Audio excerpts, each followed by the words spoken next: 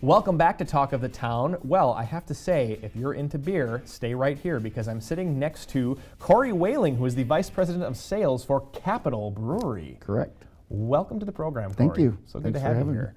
So you're going to be talking to us a little bit about Bock Fest. First, tell us, what is Bock Fest? Bock Fest is a midwinter party at the brewery. It started over 18 years ago.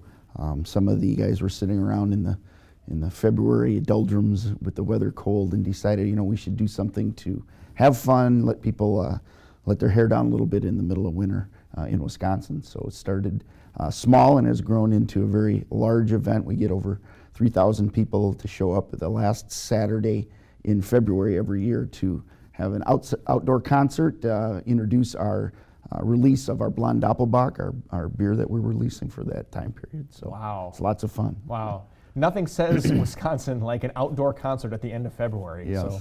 So, speaking of Blonde Doppelbock, can you tell me a little bit more about the Capital Brewery? That's one of our limited release beers. Mm-hmm. We have 4 of them that we release at different periods of time over the year. And the Blonde Doppelbock is released to celebrate the coming of spring, not necessarily spring being here yet. Right.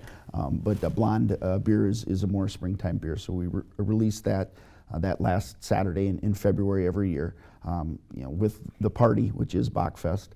And then that gets out into the market for about the next 3 months or so. Very cool. And can you walk us through the events of the day during Bock Fest, and including the running of the blondes and the throwing. I guess you have a throwing of a fish and a dinosaur. Can you tell us a little bit more about those things? Well, I'll start with the dinosaur Okay. because that is kind of a neat story.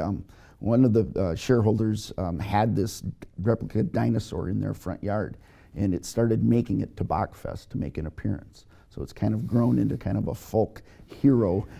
So we now have an inflatable dinosaur that the first song the band plays, it dances through the crowd and comes up on stage. So it's been quite a deal with the dinosaur. And that's been a tradition since the first year that you did that. Yes. Yep. Very cool. Yeah, pretty neat. So the fish, that was when this started way back when.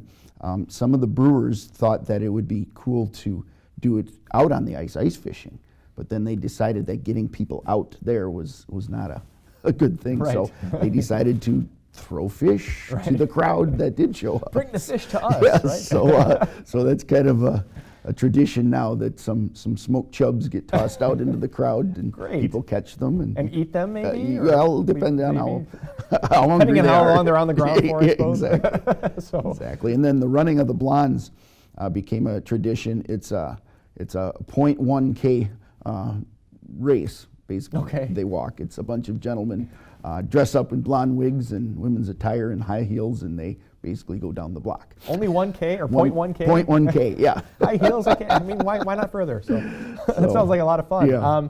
So who all, besides the folks that dress up in blonde wigs and high heels, who all comes to Bock Fest? We get a pretty wide selection of folks from the entire Wisconsin area. Even we have a bus coming in from Chicago this year. Wow. But there's a lot of different demographics show up. People love to dress up in very warm and fashionable winter attire. We see coats. One guy has a skunk skin coat.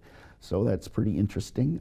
We see a lot of different people with fashion faux pas for sure. Fashion faux pas. So that's kind of been another tradition that's just evolved, is that people come in and they dress warmly, but they also have costumes on top of that. Yes, there's some interesting folks that show up. So. Sounds like a lot of fun. Yeah. What sort of impact on the community does Bock Fest have? It's a very large impact on the community. We do packages through the local hotels, so they typically sell out for that weekend. And then it starts at noon and we shut it down at 4 o'clock. The band stops 5 o'clock.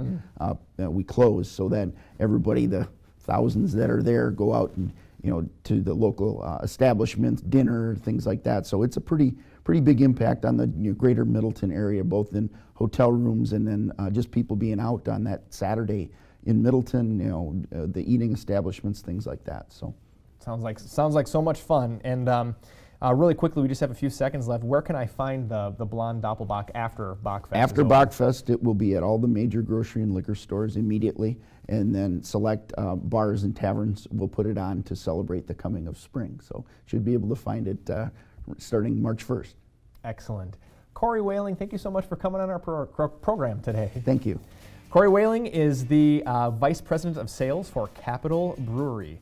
Stick around. Jenny Addis from Inspiration Speaks will be with us in our studio right after this. Stick around.